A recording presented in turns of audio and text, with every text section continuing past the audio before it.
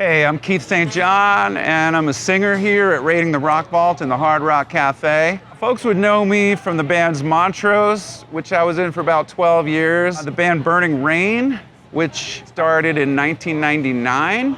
That's with me and Doug Aldrich and Blas Elias. And Doug Aldrich was also a major player in Raiding the Rock Vault for many years in the early days. And also Brad Lang on bass. I've been in and out. I came in the first year when the Rock Vault was at the LVH. I knew Howard Leese from L.A. We had worked together.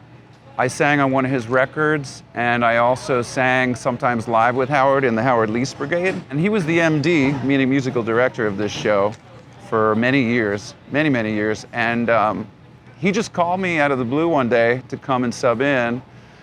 I hadn't been singing covers or anything back then because I was doing Montrose and doing Burning Rain and doing, other of my own writing stuff. I really liked Howard a lot.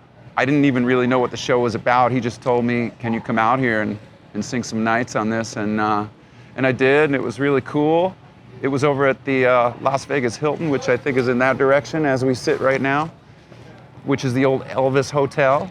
So that was really exciting. There was a lot of great players. In the early version of the show, we used to come out of like a rotating capsule, which was actually the Rock Vault. Paul Shortino told me, dude, you gotta stand like dead center right over this mark when you get into it, and it rotates, otherwise you're gonna fall over. Because it was really interesting. It was like a little amusement park ride. I can still picture in my mind the first time I got up there. I think I was subbing in for Robin McCauley, and my first song was All Right Now. So I think I got in there, and the riff started, bounce, and the thing cranked around, and I was okay. Big puff of smoke was out in front of me, and that was it, man. It was go time. Sang Stairway to Heaven back to back right after that one, and that's my first memory of doing Rock Vault.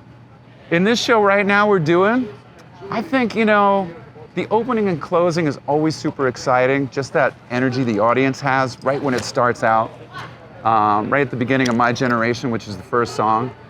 And also everyone's on their feet at the kind of end of Jump and everything, which is the last song of the night, which I'm singing, so I can really feel it, pouring in. That's always fun. It feels like a lot of hype. In the middle of the show, there's a lot of really good highlights, man.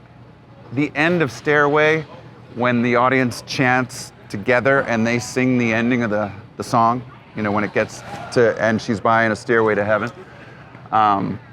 That's usually a pretty big moment. That's usually a standing O and a lot of cheering and a lot of applause. I love the beginning of Separate Ways when the energy of the song just comes in with that driving beat and those keyboards, and the audience just has to get on their feet. They can't resist.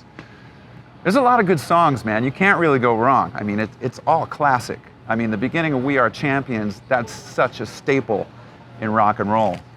So, man, there's not a dull moment, really. It's all great.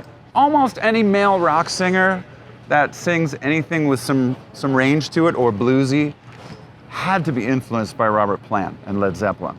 That's just kind of the law in rock and roll. So Plant and Paul Rodgers, which we do, like I said, we do All Right Now. Those were very influential singers. There's some others, in my world, like Otis Redding and Sam Cooke and Steve Marriott, and the list goes down, Aretha Franklin.